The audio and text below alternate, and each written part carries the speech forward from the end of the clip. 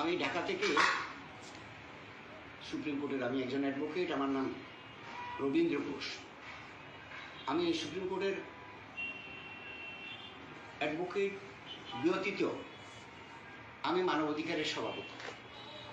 আজকে বিগত 30 বছর যাবৎ আমি মানবাধিকার করি।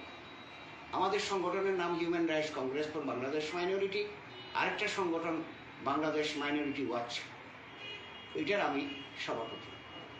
আমরা সারা দেশে মানুষের উপকারের জন্য, আমরা সারা দেশে সংখ্যালঘুদের মানবাধিকার লঙ্ঘনের ব্যাপারে আমরা তদন্ত করে থাকি আন্ডার দি ইন্টারন্যাশনাল প্রোটোকল।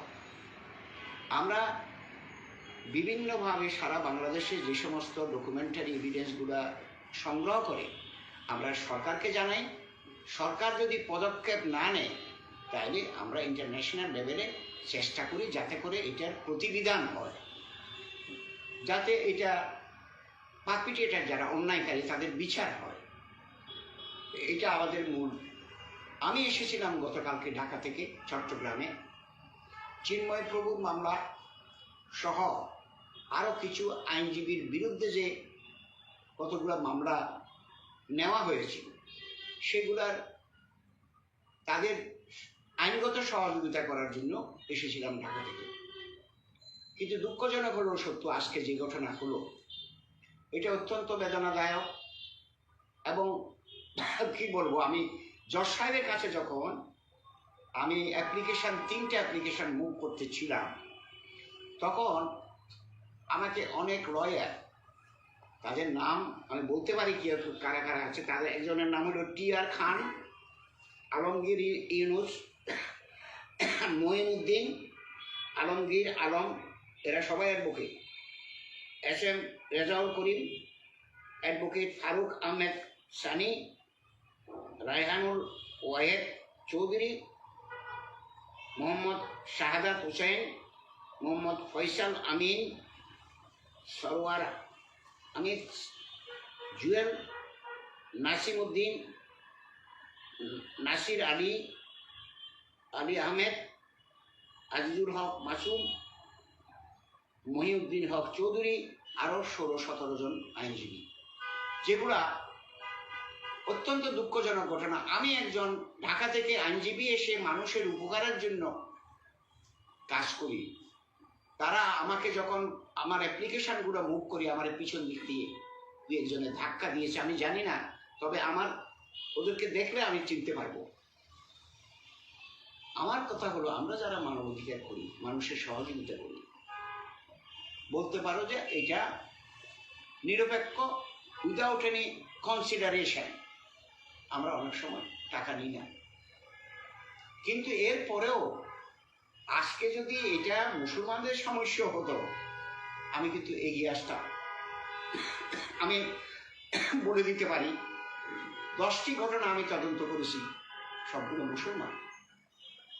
আমার এখনো মনে আছে তাদেরকে গ্যাং রেপ করা হয়েছে, সেই গ্যাং রেপকে আমি তদন্ত দিয়ে ওদের অধিকার ক্ষুণ্ণ হয়ে যাচ্ছে সেই অবস্থায় তাদেরকে উদ্ধার করেছি।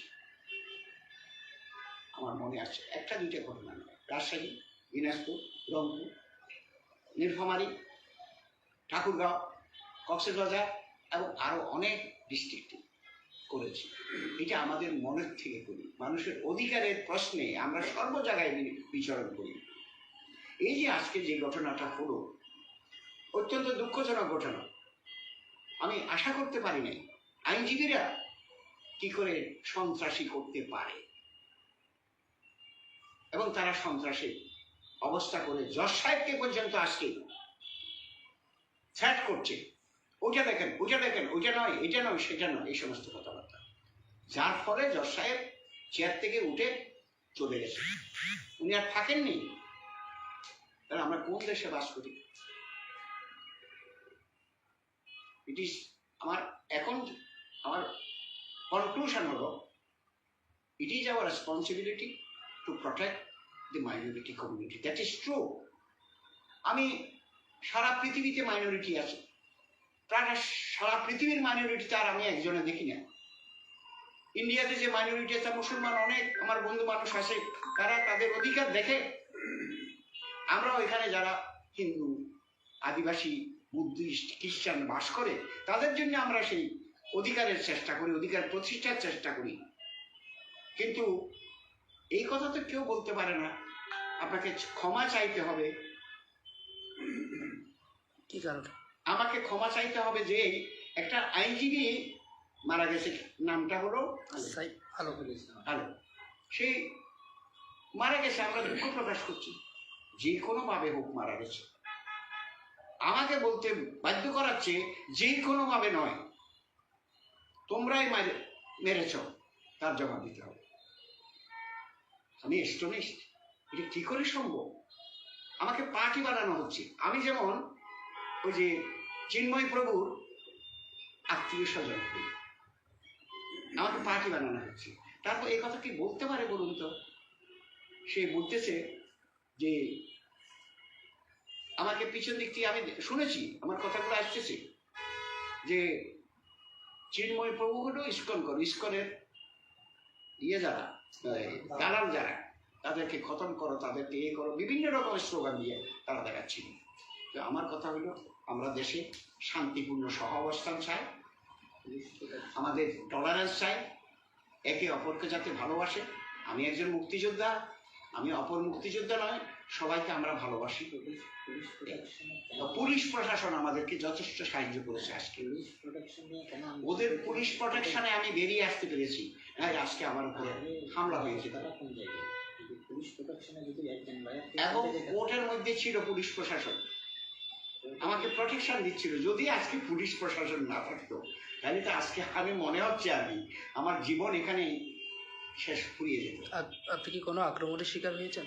আমি আক্রমণের শিকার হয়েছি ভিতরে, যখন আমি ছিলেন আমাকে একটা ঘুষি মেরেছে, এটা তো আক্রমণ। আচ্ছা, শুধু শারীরিকভাবে আক্রমণ নয়, শুধু আমাকে মৌখিকভাবেও আক্রমণ করেছে, তাই না? আমাকে শারীরিকভাবে শুধু আক্রমণ, মৌখিকভাবেও আক্রমণ করেছে।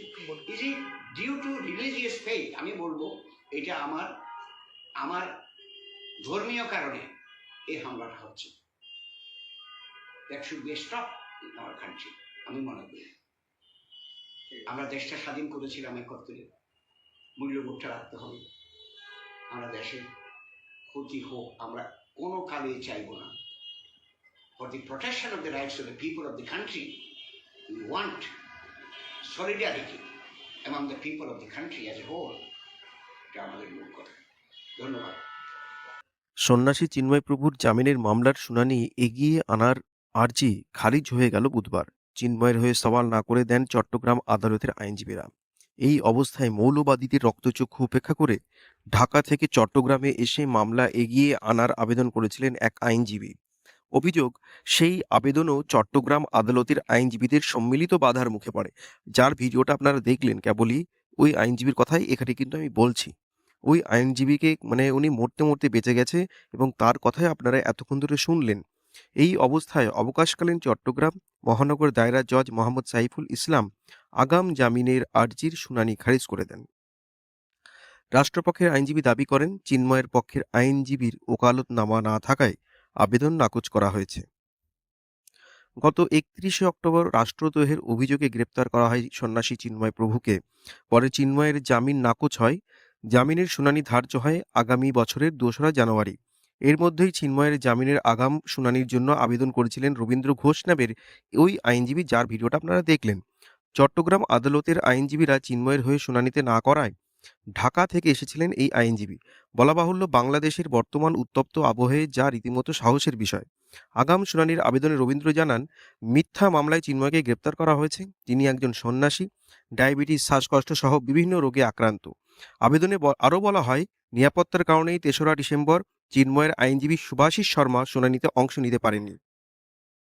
চিন্ময়ের আইনজীবীর আরও অভিযোগ, চট্টগ্রামের কোর্টে বাকি আইনজীবীরা বিচারকের সামনে সম্মিলিতভাবে চিৎকার করে বিচার প্রক্রিয়ায় বাধা দিয়েছেন বুধবার। যদিও বাধা দেওয়ার কথা স্বীকার করেনি ওই আইনজীবীরা। তাদের দাবি, ওকালতনামা ছিল না রবীন্দ্র ঘোষের কাছে, সেই কারণেই আবেদনটি খারিজ করেছে আদালত। সব মিলিয়ে সন্ন্যাসী চিন্ময় প্রভুর জামিন নিয়ে টানাপোড়েন অব্যাহত বাংলাদেশে।